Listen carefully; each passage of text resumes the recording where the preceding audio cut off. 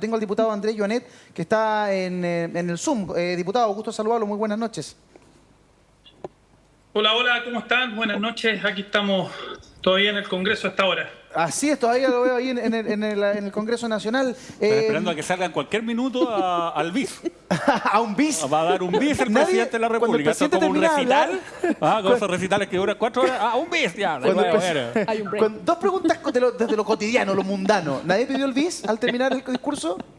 No, por lo menos yo no lo vi. ¿Y cómo es la fila para ir a las casitas después? Esa es peor todavía, más larga. No, yo tampoco, porque no subí a mi oficina, así que cada uno iba a su oficina, así que ahí voy a resolver rapidito el tema. Se vieron algunos asientos vacíos. Claro, la gente ya a la segunda hora, tercera hora, simplemente se fue a su oficina. Sí. A ver, respecto a las medidas anunciadas en torno a seguridad y la zona macrosur, ¿qué es lo que más destaca usted, diputado?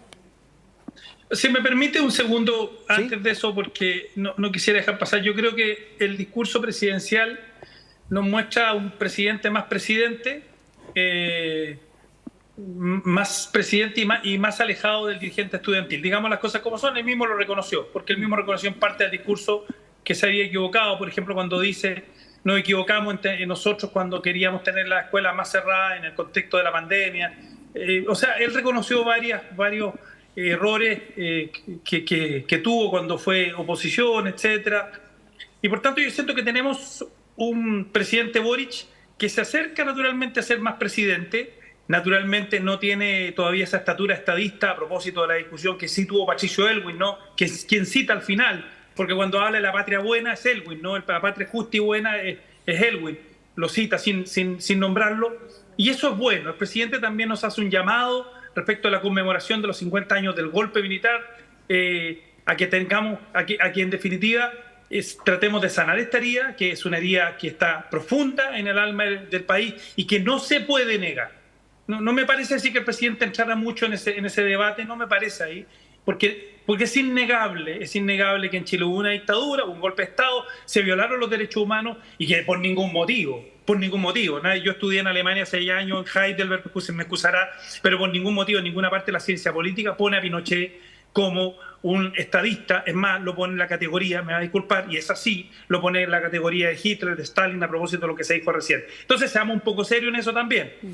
Uno espera naturalmente gente que tiene cierto pedigrí académico, que lo que dice aquí en el país también lo refrenda afuera, porque cuando vamos a foros internacionales y vemos cuál es la mirada que hubo hacia la dictadura en Chile, la verdad es que hay una sola opinión respecto de lo oscuro de esos años. Ahora, dicho eso, por tanto, tenemos un presidente que no entra tanto en esa chapucería, sino que se sube un poco y dice y convoca al país a la unidad.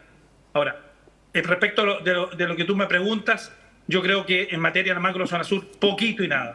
Primero, el presidente reconoce que hay terrorismo. Bueno, ¿qué hacemos contra el terrorismo? ¿Cuáles son las medidas contra el terrorismo? ¿Cuáles son los proyectos de ley que el presidente va a presentar para ir contra el terrorismo? Yo espero eso. Si el presidente reconoce, el Estado reconoció hoy día, el jefe de Estado reconoció en la cuenta de la Nación que tenemos terrorismo en este minuto, a esta hora, en la Araucanía, y no tenemos ni una medida, poco y nada. En materia de seguridad, poquito también, porque el presidente dice que aumentamos un 40% de las plazas carabineros.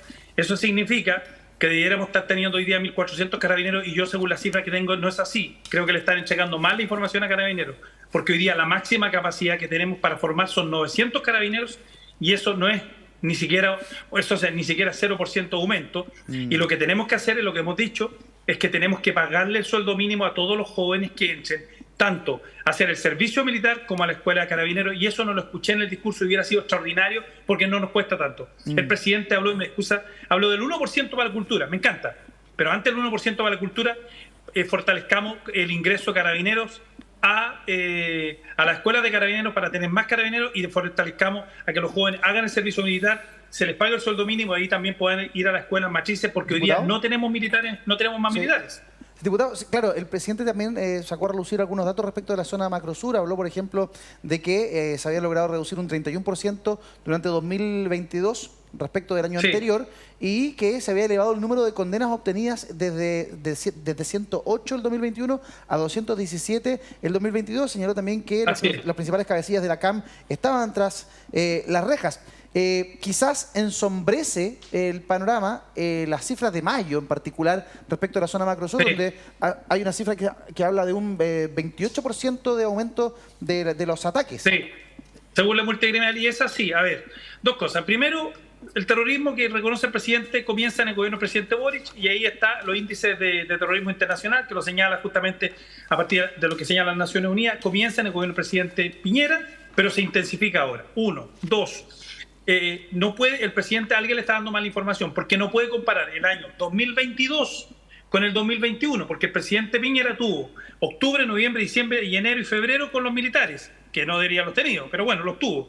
Y el presidente Boric tuvo todo el año los militares. O sea, compara un año que tuvo el presidente Boric, todo, 100%, o sea, el estado de excepción completo, claro, con un año que no tuvo el estado de excepción. Entonces uno no puede comprar peras con manzanas, y claro, ahí baja. Pero en el fondo está mala la comparación. Si el tema es como el propio presidente reconoce que no tienen que haber actos de atentado en la macrozona sur, y en eso el gobierno ha fracasado. Y por otra parte, eso me reafirma cuando el presidente dice, hay terrorismo, pero no presenta ninguna medida para ir contra el terrorismo. Señaló también el presidente que durante las próximas semanas va a culminar una ronda de conversaciones que ha tenido con los diversos actores relevantes de la zona del conflicto, sí, y que me imagino le permitirán generarse alguna convicción respecto de cuál es el camino de salida. ¿Usted ha sabido algo respecto de esa ronda de conversación? ¿Quiénes han conversado con el presidente? ¿Cuáles son los actores relevantes que hay en la zona? Bueno, si se refiere el presidente a la conversación que tuvimos con los parlamentarios, está bien, pero si no, yo asumo que soy un actor irrelevante en la Araucanía, y lo tengo que tener que asumir así, porque en el fondo no hemos conversado con el presidente. Mal que mal, yo fui intendente en la Araucanía y lo conversamos la vez pasada. Sí. Logramos reducir la violencia en un 80% y no se quemaron más camiones en la autopista, no murió nadie. Tuvimos la comisión Vargas de encuentro, en fin, con la presidenta Bachelet, y por tanto uno asume su irrelevancia, está bien.